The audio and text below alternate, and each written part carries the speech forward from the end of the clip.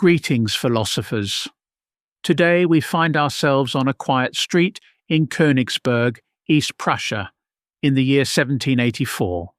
The cobbles are wet from a morning shower, the church spires are poking through low cloud, and a rather precise little man in a grey coat is walking briskly towards the university. He is 59 years old. He has never travelled more than 40 miles from where he was born, and yet, in his pocket, he is carrying a short essay that is about to set half of Europe on fire. His name is Emmanuel Kant, and the essay is called What is Enlightenment? Now, most of us, when we hear the word enlightenment, picture either hippies in the 1960s or perhaps a smiling Buddha under a tree. Kant has something quite different in mind. In fact, he gives us one of the crispest, most unforgettable definitions in the whole history of thought. Are you ready? Here it is. Enlightenment is man's emergence from his self-incurred immaturity. Self-incurred immaturity. In German, Unmündigkeit, literally not yet having reached the age of speech. Kant is saying that most of us, most of the time, are like children who refuse to speak for themselves.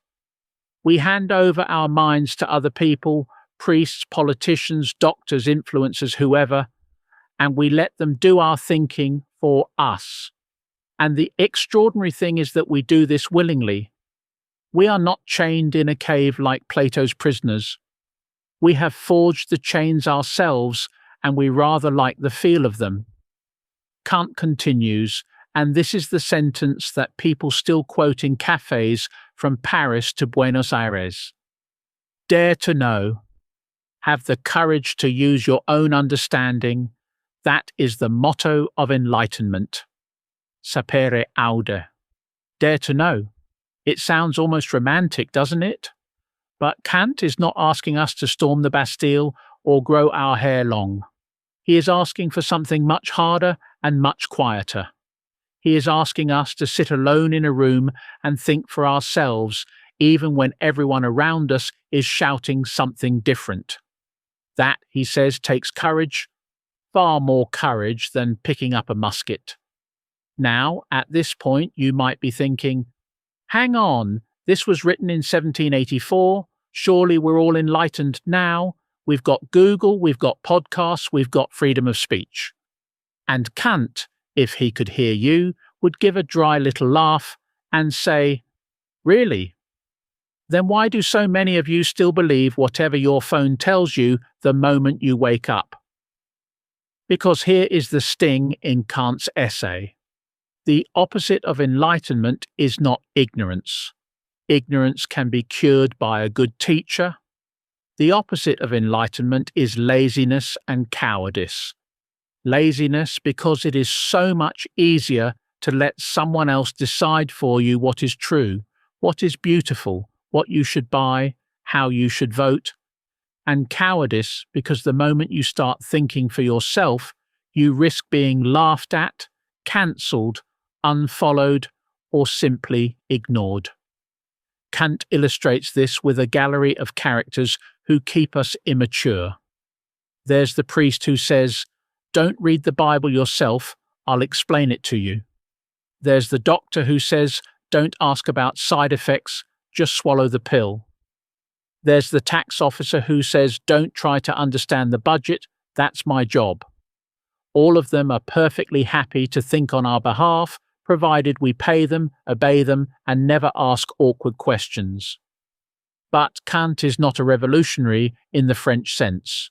He is not calling for us to burn down the churches or guillotine the king. In fact, one of the most surprising passages in the essay is where he says that if you are a soldier, you must obey orders. If you are a citizen, you must pay your taxes. If you are a clergyman, you must preach the doctrine of your church. Publicly, we all have roles to play. But, and this is the crucial distinction, in the privacy of your own mind, as a scholar addressing the wider republic of letters, you must be free to question everything. He compares it to wearing a uniform.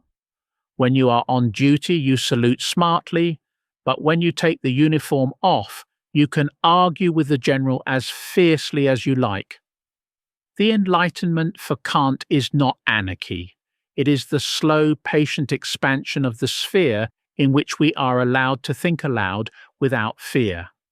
And here he makes a prediction that has turned out to be astonishingly accurate.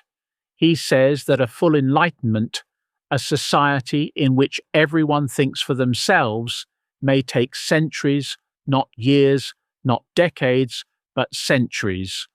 We are still apprentices, he says, but every book that is published without censorship, every argument that is allowed to be heard, every time someone says, "I'm not sure, let me check that for myself," we take one tiny step towards what he calls the public use of reason in public. There is something almost unbearably moving about this little essay.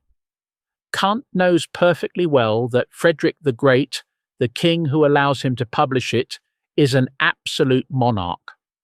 He knows that most of his fellow Prussians will never read a word of philosophy, and yet he believes that ideas matter more than armies.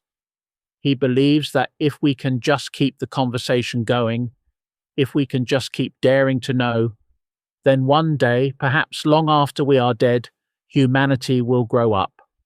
Near the end, he imagines a future in which the hindrances to universal enlightenment are gradually becoming fewer.